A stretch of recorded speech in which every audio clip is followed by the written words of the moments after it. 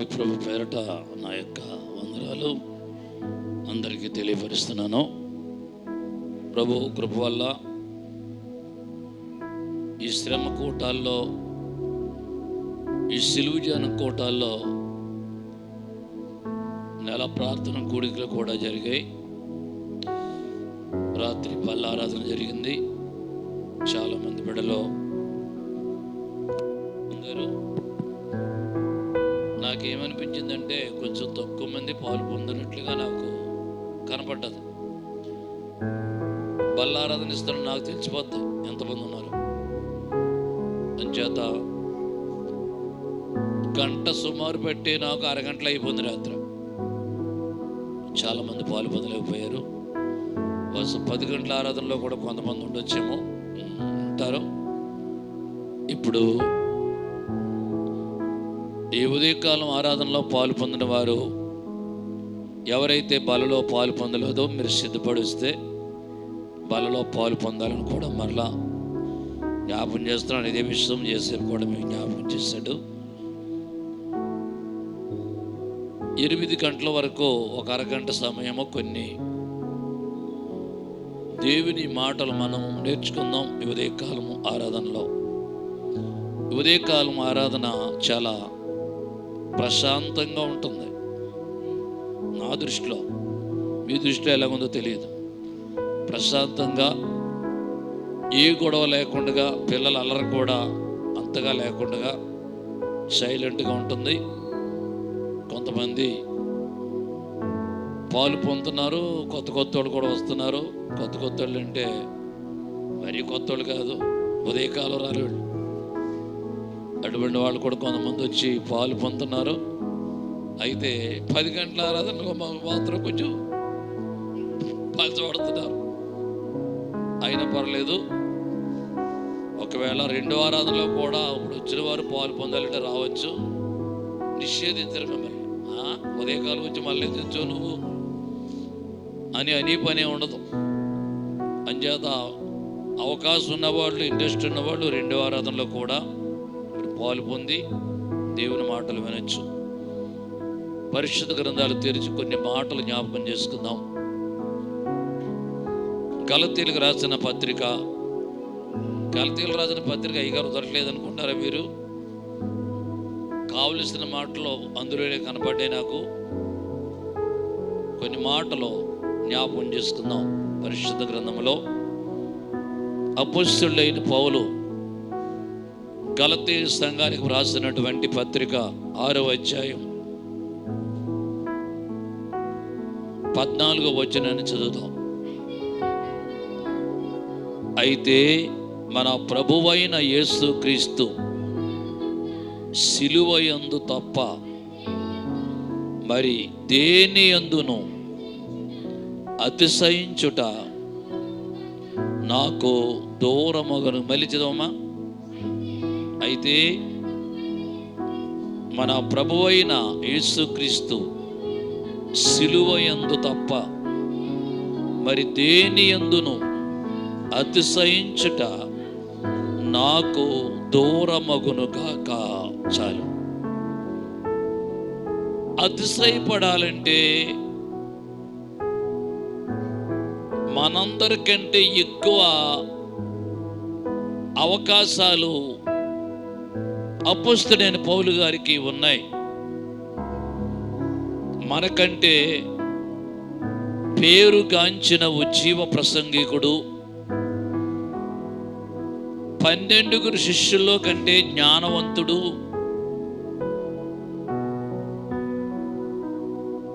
శిష్యులు 12 నేను సరిపోను అని తగ్గించుకుని మాట్లాడిన గొప్ప మహామనిషి అపొస్తలుడైన పౌలు గారు. దేవుని స్తోత్రం. మనము కొద్దిగా ఏదో ఉంటే పెద్ద పడాయి చేస్తాం. మనం చేయమా? కొంచెం డబ్బులు ఎక్కువన్నా పడాయే, చదువు ఎక్కువన్నా పడాయే, చేస్తున్న పని కొంచెం ఒక 20,000 30,000 తీసుకుని ఉద్యోగమైనా పడాయే. అన్ని విషయాల్లో మనం చాలా పడాయి ముందెట్టుకుంటాం కదా. నేనేం చదువుతున్నా అనుకున్నవరా? డిగ్రీ. నేనేం చదువుకున్నాను తెలుసో పిల్ల, బీటెక్ ఈటెక్ ఎన్నెన్నో మనము ఆనందం పడిపోతాం మనం చేసేదానికి. అపొస్తలుడైన పౌలు గారి కొన్న అతిశయం ఏంటంటే ఆయన సిలువ. చేతులు దేవునికి స్తోత్రాలు చెప్తాం. సిలువ గురించి 7 విషయాలు రాత్రి మీకు జ్ఞాపకం చేశారు. సిలువలో ఉన్న శక్తి ఏంటి చెప్పండి? సిలువలో ఉన్న శక్తి ఎలాంటిదో రాత్రి కొన్ని విషయాలు మీకు బల్ల ఆరాధనకి ముందు గుర్తు చేశాను. దేవునికి స్తోత్రం. ఆయనకే సిలువైతే నీకేంటి? నీ బంగారము నీకు అతిశయము చూపించకూడదు. నీకున్న వెండి, నీకున్న డబ్బు, లేక నీకున్న బిల్డింగు, లేక నీకున్న పరిస్థితులు నీ జీవితానికి అతిశయంగా ఉంటే అవి కూలి పడిపోయే రోజులు రాబోతున్నాయి. అవి నీ చేతికి దొరకని రోజులు రాబోతున్నాయి. నీకు తెలియకుండా రాత్రి చెప్పాను మీకు, పక్షి వలె రెక్కలు చెగిరిపోయే పద్ధతి వస్తుంది అంటాడు. ఏంటి? నీకున్న ఆస్తి, అంతస్తు, బంగారం, డబ్బు. దేవుని స్తోత్రం. నా అతిశయము ఎవరంటే యేసయ్య సిలువ మాత్రం, లేక సిలువలో ఆయన కార్చిన నిబంధన పరిశుద్ధ రక్తమే నాకు అతిశయము.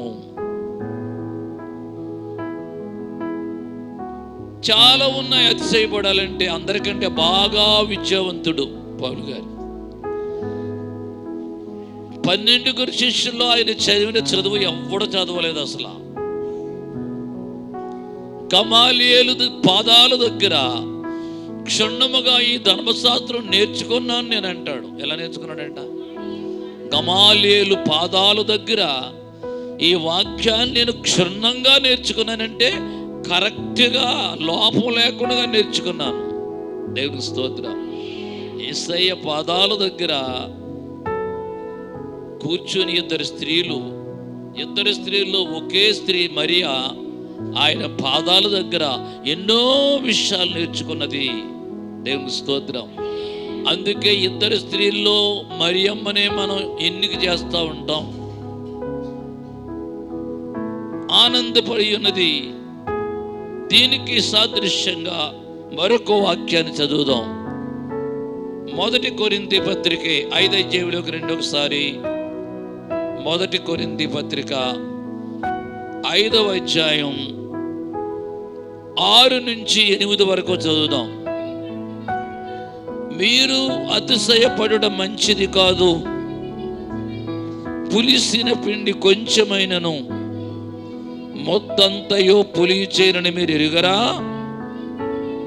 మీరు పులిపిండి లేని వారు కనుక క్రొత్త ముద్ద అవుటకై ఆ పాతదైన పులిపిండిని తీసి పారవేయుడి. అంతేకాక క్రీస్తు అని మన పస్కా పశువు వధింపబడెను గనుక పాతదైన పులిపిండితోనైనా దుర్మార్గతయు దుష్టత్వమును పులిపిండితోనైనను కాకుండా నిష్కాపట్యము సత్యమునను పులియని రొట్టెతో పండుగ ఆచరింతము. ఏం కనబడ్డది ఇక్కడ? పండుగను ఆచరింతము. ఎలాగా? పులిపిండితో కాదు. పుల్లన పదార్థాలు చాలా ఇష్టం కొంతమందికి. పచ్చడి వేసుకున్న పుల్లగా ఉండాలి వాళ్ళకి. ఏమంటే కూర కూడా పుల్లగా ఉండాలి. మజ్జిగ తాగిన పులుపు లేదు. ఇది నేనంటాను వాక్యాన్ని బట్టి పులుపు నీ ఆరోగ్యానికి మంచిది కాదు. కొంతమందికి బాగా హుషారుగా కారం బాగా ఉండాలి. ఏమంటారండి? కారం బాగా ఉండాలి. కారం లేకపోతే ముద్ద దిగదు. ఇదో రకం. ప్రభు అంటాడు ఇక్కడ, పులిపిండి లేని ముద్ద. పులుపు అనేది దేనికి గుర్తంటే లోకానుసారమైన పద్ధతులకి, లోక స్వభావాలకి, పాపానికి సాదృశ్యంగా కనపడుతుంది. దేవునికి స్తోత్రం. హల్లెలూయా. అతిశయపడుట మంచిది కాదు అన్నాడా? అతిశయపడటం చాలా మంచిది అన్నాడా? అతిశయం అంటే ఏంటి? గర్వకారణం.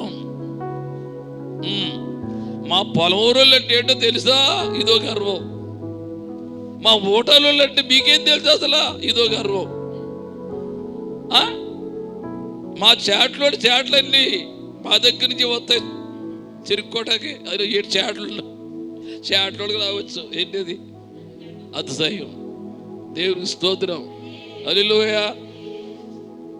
కొడవలో మంచిగా అన్నాడు. కొడవ మంచి లేకపోతే నీకేమీ లేదు, కొడవ లేకపోతే కోత లేదు నీకు అన్నాను. ఏంటంటే కొంచెం మంచి ఎలాంటి పేర్లు పెడతా ఉంటారు కొంతమంది. అయితే దేని గురించి అతిశయపడకూడదు. ఇంకా కొన్ని మాటలు చెప్తాను.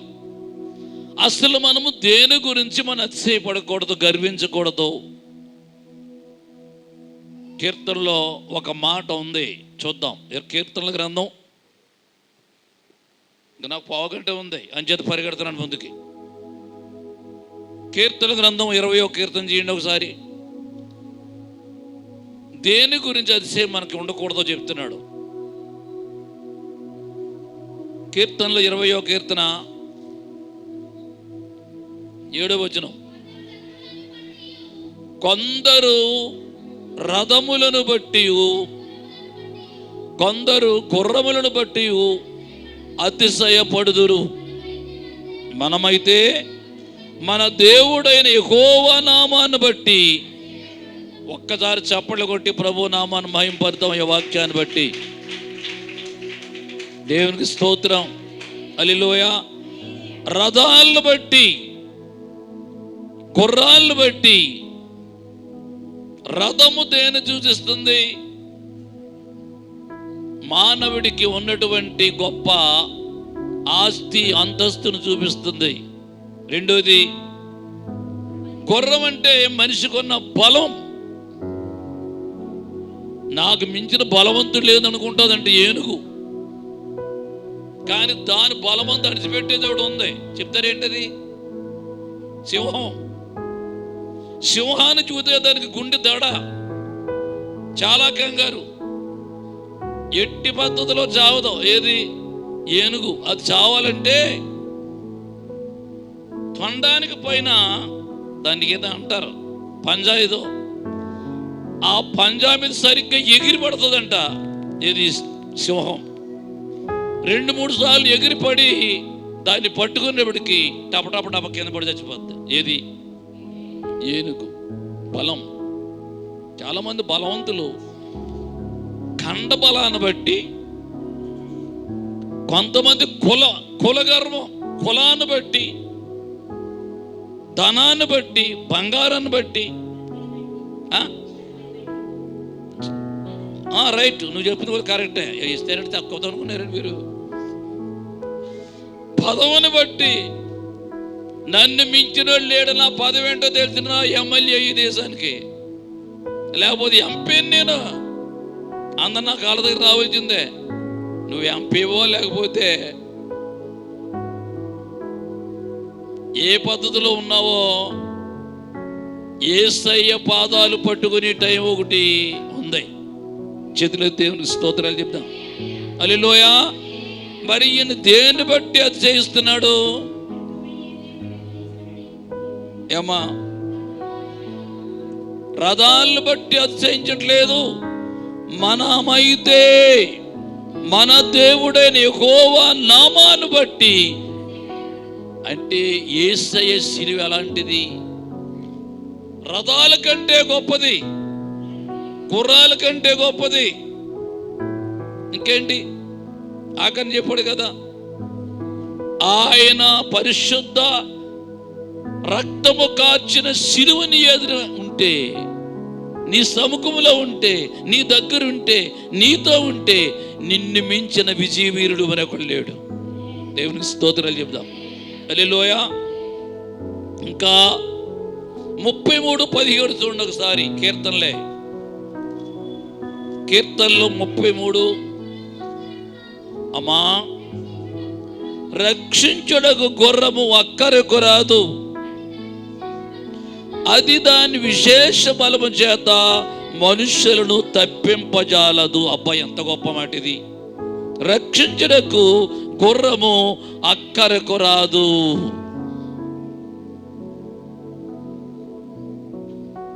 గుర్రానికి ఏమంటే ఆనందం చెప్పనా? బాంబులు పేలుతాయి చూడండి, ఇదిగో విదేశాల్లో జరుగుతున్నాయి.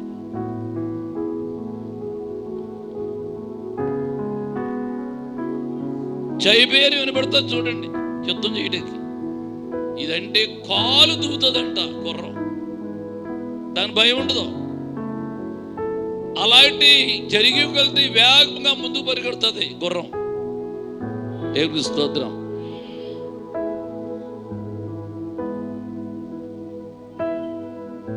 అయినప్పటికీ ఇక్కడ చెప్పే మాట, సమయం వస్తే రక్షించడానికి గుర్రం అక్కరికి రాదు. అది ఎంత బలమైందైనప్పటికీ కూడా ఆ సమయం వస్తే ఆ గుర్రం పరుగు ఆగిపోతాయి. గుర్రం కూడా సమయం వస్తే అది ఏమి కూడా అంటాడు, అది దాని విశేష బలము చేత మనుషులను తప్పింపజాలదు. ఏ బలం చేత? విశేష బలం అంటే అధిక బలము చేత మనుషులు తప్పించలేదు. నువ్వు తప్పించబడాలనుకో, విడుదల పొందాలనుకో, నీకు మేలు కలగాలనుకో, ప్రయత్నాలు సఫలపరచబడాలనుకో, యేసు సిలువ యొద్దకే నువ్వు రావాలి. చేతులు దేవుని స్తోత్రాలు చెప్తాం. హల్లెలూయా.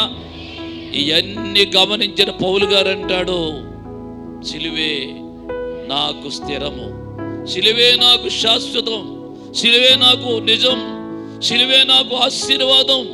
దేవుని స్తోత్రం. ఈ ఉదయకాలం ముందు మనం ఏం చెప్తాం? లేదండి నాకు చాలా డబ్బు చాలా ఉందండి, దాన్ని మించిన బలం నాకు లేదండి, అదే నాకు చాలండి నాకు అనుకుంటున్నావా? వెండి బంగారం ఉన్నాయండి, దాన్ని మించింది లేదని అనుకుంటున్నావా? ఒకేలా ఎకరాలు ఉన్నాయి నాకు, నాకేంటి అనుకుంటున్నావా? అన్ని ఊడిపోతాయి దైవత్తిని.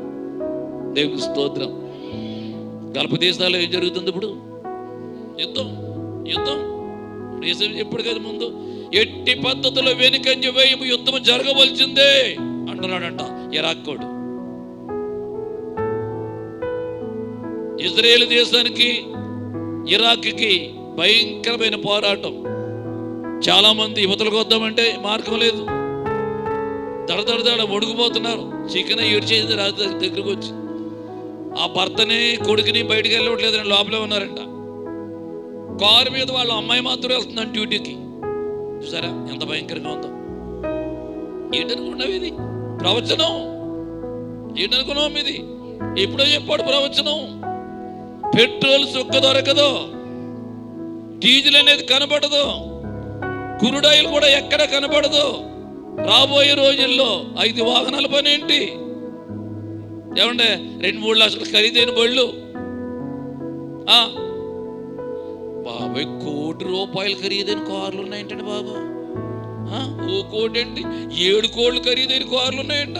మరి ఇన్ని కోట్లు ఖరీదైన కారు ఏంటి? అది ఎలా ఉంటుందో, ఏసీ ఎలా ఉంటుందో? ఏసీ ఎక్కువ ఉన్నప్పటికీ కూడా అయిపోయింది. కొంతమంది ఏసీ కూడా పడతాం, ఏసీ ఉండి ఆయాసం వచ్చేద్ది. ఏమండే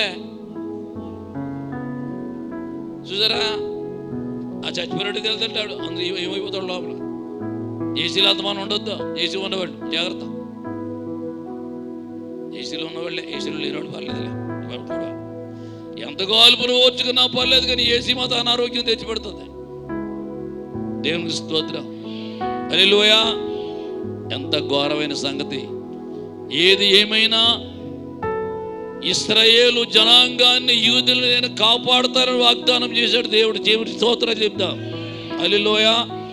ఇరాక్ వచ్చినా, రష్యా వచ్చినా, ఇరాన్ వచ్చినా, ఏదొచ్చినా నేను ఎన్నుకున్న నా ప్రజలు ఇశ్రాయేలు జనాంగాన్ని నేను తప్పనిసరిగా కాపాడుతాను. ఎప్పుడు ఆయన మాట విని ఆయన పాదాల మీద పడి కన్నీళ్లు కాచి వ్యాధిని పడితే ఆయన ప్రజలను తప్పనిసరిగా కాపాడి విమోచించి రక్షిస్తాడు దేవుడు. దేవునికి స్తోత్రాలు చెప్తాం. హల్లెలూయా. ఇంకొక ముక్క కూడా రాశాడు, జ్ఞాని తన జ్ఞానాన్ని బట్టి, సూర్యుడు తన శౌర్యాన్ని బట్టి, అవిశ్వర్యుడు అవిశ్వర్యాన్ని బట్టి అతిశయింపరాదు. అలా చెప్తున్నాను. జ్ఞాని జ్ఞానాన్ని బట్టి, సూర్యుడు శౌర్యాన్ని బట్టి, ఐశ్వర్యవంతుడు ఐశ్వర్యాన్ని బట్టి అతిశయిస్తే పడిపోతాడని ఇంకవాడు. చూద్దాం బైబిల్లో ఇర్మియా గ్రంథం 9వ అధ్యాయం, ప్రవక్త అయిన ఇర్మియా గారు రాసిన గ్రంథం. అయ్యి బాబు అందరు తినే మరి చెప్పానా? ఎన్నో అధ్యాయం ఏం చెప్పాను? 9, 23, 24 చదువు. జ్ఞాని తన జ్ఞానాన్ని బట్టి, సూర్యుడు తన శౌర్యమును బట్టి అతిశయింపకూడదు, అవిశయింపకూడదు. దేనిని బట్టి అతిశయించవలనగా, భూమి మీద కృప చూపుచు నీతి న్యాయములు జరిగించుచున్న యెహోవాను నేనే అని గ్రహించి నన్ను పరిశీలనగా తెలుసుకోవడం బట్టియే. అబ్బా ఎంత గొప్ప మాట! దేవుని స్తోత్రం. అట్టి వాటిలో నేను ఆనందించువాడనని యెహోవా. ఎందులో ఆనందించాడు అమ్మాయినా? నీకున్న విద్య, జ్ఞానం, డిగ్రీలు, పదవులు బట్టి ఆనందించడు ఆయన. నీ జ్ఞానాన్ని బట్టి ఆనందించడు. నీ వరకే అది లేదే. నీకున్న జ్ఞానము, విద్య, డిగ్రీలు, పదవులు, రాజకీయాలు నీకోసమే. దేవుళ్ళు లెక్క చేయడది. రెండోదండి ఐశ్వర్యవంతుడు. దానికి ముందేంటి? సూర్యుడు. సూర్యుడు అంటే సూర్యుడు కాదు, సూర్యుడు అంటే బలవంతుడు. కొంతమంది ఉంటారు, ఆడు నాకెంతరా, ఆడు అసలు నాకెంత అనుకుంటున్నావు, చేతిలో దొరికి పిండి చేసేస్తాను అట్టుకునండి. ఏం చేస్తాడంట? పిండి చేసేస్తాడంట. నువ్వు పురుగు వల్ల నలిపేస్తాను నిన్ను, నువ్వు ఎంతరా, ఒరే కుక్కలంటాడు నువ్వు అంటాడు. బాబాయ్ విన్నారా ఈ పాటలు మీరు? నేను విన్నాను, చాలా మంది ఆ పాట అంటాం. సమయం వస్తే కుక్క కూడా దడదడ దాడి వస్తుంది కాదా? సమయం వస్తే పురుగంటేనే గొంగల పురుగు వచ్చింది ఇక్కడికి, మీరేం చేస్తారు? రోకల పండు వచ్చిందనుకో, రూజుపరుల పక్కకి పెరిగిట్టిపోతుంది. రూజుపరుల పక్క అంటే ఆవిడే కాదు, బోళ్ళు ముందున్నారు భయపడి వాళ్ళు. దేవుని స్తోత్రం. ఎంత ఇన్నడుగులున్న మనిషివి, రోకల పండు అంటే భయం నీకు. ఇన్ని కబుర్లు చెప్పి ఎంత తెలివిగా ఉన్న నీకు కొంగల పురుగు అంటే భయం నీకు. దేవుని స్తోత్రం. హల్లెలూయా. ఐశ్వర్యము దేవుడికి భయం కాదు, లెక్క చేయడు. బలం అనేది ఆయన ఏమాత్రం లెక్క చేయడు. ఎందులో అతిశయించాలి? భూమి మీద కృప చూపుచు శాంతి సమాధానం ఇస్తూ ఏంటంట? నీతి న్యాయములు సక్రమంగా జరిగిస్తున్న దేవుని యందు నీవు అతిశయించు. దేవుని స్తోత్రం. అంటే మనం ఎక్కడికి వెళ్ళినా మనతో ఎవరు ఉండాలి? యేసయ్య ఉండాలి. నువ్వు ఇల్లు కడుతున్నా యేసయ్య ఉండాలి. నువ్వు ప్రయాణం చేస్తున్నా యేసయ్య ఉండాలి. ఎలాంటి బండి మీద నువ్వు ప్రయాణం చేస్తున్నా యేసయ్యని ధ్యానిస్తూ నువ్వు ప్రయాణం చేయాలి. పిల్లలారా, మీరు ఎంత చదువులో జ్ఞానం ఉన్నా చదువుతూ ప్రభువా నాకు జ్ఞాపక శక్తి అనుగ్రహించు, నన్ను బలపరచు నాయనా అని ప్రార్థన చేసుకోవాలి మీరు. ఏమా దేవుని స్తోత్రం. అప్పుడు మట్టి బుర్ర అయినా పేడ బుర్ర అయినా మెదడుని తలకాయ నిండా నింపేస్తాడు దేవుడు. దేవుని స్తోత్రం. చదువుని మైండ్లో గుర్తుంటాయి. చదువుకుని పిల్లలకు ఒక హెచ్చరిక, నీవు సివిక్స్ పివిక్స్ శ్వాసలో నీకున్న కోర్సు తీసే ముందు బైబిల్ తీయాలి. నువ్వు ముందు బైబిల్ తీసి కనీసం ఒక అధ్యాయంలో సగమన్నా చదవాలి. అధ్యాయం చదవడం టైం లేకపోతే 5 వచనాలన్నా చదువుకున్నప్పుడు నువ్వు క్లాసులో స్టడీ చేయాలి. చేతనావమ్మా అని. అండ్ లిఖిత మీ ఇద్దరు వరుసగా కూర్చున్నారు, మీరు జాయింట్గా ఉంటారు. లేపు దేవుని స్తోత్రం చెప్తాం. ఇంకొక మాట ఉంది, చదువు ముగిస్తాను. శరీరాన్ని బట్టి అతిశయించరాదు అంటాడు. చూడండి ఒకసారి 2 కొరింథీ 11వ అధ్యాయం.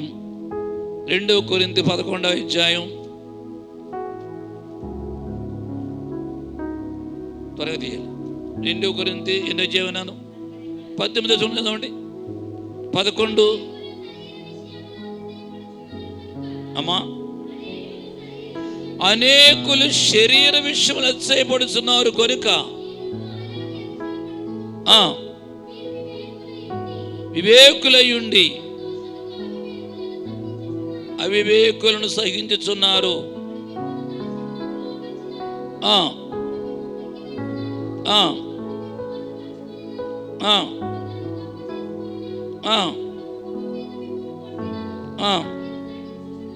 ఆమేన్. ఏం చేయాలంట? మీద పేడేసినానా, ఉంగులేసేసినానా? కొంతమంది ఉంటారు సూర్యులు, ఏంట్రా నేనంటే ఏమనుకున్నావురా, పళ్ళు తీసేద్దాం జాగ్రత్త. ఏం తీసేద్దానంట? ఇలాంటి యాసలేకు. నేను అంటలేదు మణికంఠ గారు, దేవుడు అంటున్నాడు. దేవుడు స్తోత్రాలు చెప్తాం. హల్లెలూయా. అతిశయపడకో, నేనున్నాను నీ పక్కనే. నేను నీకు కృప చూపిస్తాను, దయ చూపిస్తాను, కనికరిస్తాను. సంతోషించి నన్ను బట్టి సంతోషించు. దేవుని స్తోత్రం. హల్లెలూయా. చివరి మాట ఉంది, మాట చెప్పేసి ముగిస్తాం. 4వ మాట, డంబములు యందు అతిశయించరాదు. యాకోబు పత్రిక తీయండి ఈసారి. యాకోబు గారు రాసిన పత్రిక, మహాభక్తుడైన యాకోబు రాసిన పత్రిక 4వ అధ్యాయం 16వ వచనం. యాకోబు పత్రిక 4:16. ఇప్పుడైతే మీరు డంబములు యందు, నేను చెప్పాను కదా, బడాయి ఏమా ఏంటి బలం, వాళ్ళకున్న బలాలు బట్టి పడాయి, వాళ్ళకున్న బంగారాన్ని బట్టి పడాయి, వాళ్ళకున్న అందాన్ని బట్టి బడాయి, వాళ్ళకున్న పెద్ద బండిని బట్టి బడాయి. ఇంకేం బడాయిలు? అన్ని బడాయిలే. దేవుడి స్తోత్రం. నీ బడాయి నిలబడదురా ఓ మనుషుడా, బాబా నిలబడవా? గ్యారంటీ కాదు. నీ బలం గ్యారంటీ కాదు, నీ శక్తి గ్యారంటీ కాదు, నీ డబ్బు గ్యారంటీ కాదు, నీ బంగారం గ్యారంటీ కాదు, నీ ఉద్యోగం కూడా గ్యారంటీ ఉన్నారు. ఉద్యోగాలు 50,000 తెచ్చుకునేవాడు 1,00,000 రూపాయలు వస్తే బాగుండు అనుకుంటాడు. ఏమంటే 1,00,000 రూపాయలు వచ్చేవాడు ఇంకో 1,00,000 పెరిగితే బాగుండు అనుకుంటాడు. తృప్తి ఉండదు. దేవుని స్తోత్రం. హల్లెలూయా. యేసయ్య యందే మనము అతిశయించాలి. ఆయన ఏంది అతిశయించి యేసయ్య శిలువను ముందు పెట్టుకుని ప్రభువులో జీవిద్దాం. అట్టి భాగ్యం దేవుడు మనకి దయచేయను గాక. చిన్న ప్రార్థన చేస్తాను, కళ్ళు మూసుకోండి. ప్రేమగల తండ్రి, నీకు స్తోత్రాలు. ఈ ఉదయకాలం, ఈ 8వ తేదీ ఉదయకాలము 18వ 19వ శిలువ ధ్యాన కూడికగా ఈ ఆరాధనలో మీరు మాతో మాట్లాడినందుకు నీకు స్తోత్రాలు. గొప్ప జ్ఞాని, విద్యావంతుడు, చదవరి, నీతో ముఖాముఖా జీవించి గొప్ప పరిచర్య చేసిన నీ భక్తుడైనటువంటి అపొస్తలుడైన పౌలు గారు 4 విషయాలు మాకు తెలియజేస్తున్నాడు. తండ్రి, యేసయ్య సిలువే నాకు అతిశయం. నా విద్య కాదు, నా చదువు కాదు, మానవుడు ఐశ్వర్యం కాదు, మానవుడు శూరత్వం కాదు, మానవుడు బలము కాదు, అతిశయం నీ సిలువే అతిశయంగా పెట్టుకుని ముందుకు వెళ్ళి గొప్ప శూర కార్యములు చేయగలిగాడు అపొస్తలుడైన పౌలు గారు. ఆయన్ని బలముగా వాడుకున్నావు. 12 అపొస్తలుల కంటే గొప్పగా నీవు పౌలు గారిని వాడుకున్నావు. అటువంటి పద్ధతిలో మేము నీకు తల వంచి లోబడి ప్రార్థించి స్తుతించి నీవే అతిశయమైన గమనించి నీలో కొనసాగే యోగ్యత ప్రతి ఒక్కరికి దయచేయండి. ఈ ఉదయకాలం ఈ ఆరాధనలో కూడా ఈ మొదటి ఆరాధనలో బిడ్డలందరినీ దీవించండి. మహిమా ఘనత పొందండి. యేసు పరిశుద్ధ నామములో ప్రార్థించి వేడుకొనిచిన మా పరమ తండ్రి, ఆమేన్, ఆమేన్. మీ అందరికి వందనాలు. ప్రార్థన దేవుడు మిక్కులుగా ఆశీర్వదించుగాక. విత్తబడిన వాక్యము కొరకు 2 చేతులు పైకెత్తి గట్టిగా స్తోత్రాలు చెల్లించుదాం. స్తోత్రం, స్తోత్రం, స్తోత్రం, స్తోత్రం, స్తోత్రం. ఈరోజు మొదటి ఆరాధనకి 60 మంది ఈ మొదటి ఆరాధనకు వచ్చారు. చప్పలు కొడుతూ ప్రభుని మహిమపరచుదాం. మంచిది. ఇప్పుడే లెక్క పెట్టాను. బయటికి ఎవరైనా వెళ్ళారేమో కౌరు కూడా ఇచ్చాను. ఎవరు వెళ్ళలేదు, అందరు ఇక్కడే ఉన్నారు. అంచేత చిన్న పిల్లలు తీసేసి 60 మంది ఉన్నారు. వాళ్ళు కూడా మనుషులు కనుక వాళ్ళు కూడా లెక్క పెట్టుకుంటే ఇంకో 10 మంది 70 మంది కనుక ఈరోజు ఈ 3వ నెలలో మొదటి ఆరాధనలో మొదటి ఆదివారం, రెండవ ఆదివారం ఈ ఆరాధనలో దేవుడు చక్కగా ఈ ఆరాధన వర్షిప్ కార్యక్రమాన్ని ప్రభు నడిపించారు. ఎవరైనా సాక్ష్యాలు ఉన్నారా? నేను చెప్పాలి అనుకున్నవారు ఎవరైనా చెప్తాను. అది కూడా చెప్తాను. బాగా గుర్తు చేశారు. మంగళవారం రాత్రి అంటే ఎల్లుండు మన పొలమూరి మధు గారు, మణి అక్క వారి యొక్క గృహంలో మరి సిలువ ధ్యాన కూటం ఆ స్థలంలో జరుగుతుంది. వారి యొక్క గృహంలో జరుగుతుంది. అందరి కూడా మరి జ్ఞాపం చేసుకొని ఆ స్థలానికి రావాలి. రేపు రాత్రి అయితే మందిరంలో ఉంటుంది. మంగళవారం రాత్రి అయితే మరి వారి యొక్క మణి అక్క వారి యొక్క గృహంలో జరుగుతుంది. మిగిలిన కార్యక్రమాలన్నీ కూడా మన మందిరంలోనే సక్రమంగా జరుగుతాయి. దేవునికి స్తోత్రం. హల్లెలూయా. సాక్ష్యాలు ఎవరో లేరు కదా? ఓకే, మంచిది.